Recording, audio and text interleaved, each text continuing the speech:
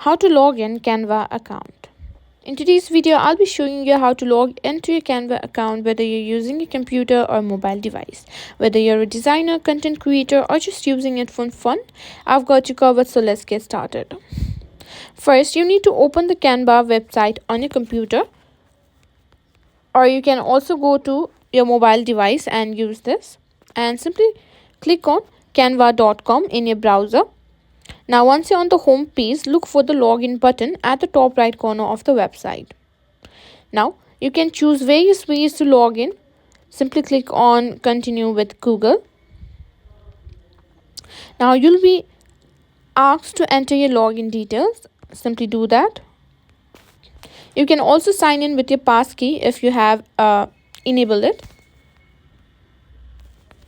If you have not, you may need to enter your password after you've entered your email ID. Click on continue after you've done that. And that's it. That's how you simply log into your Canva account in www.canva.com.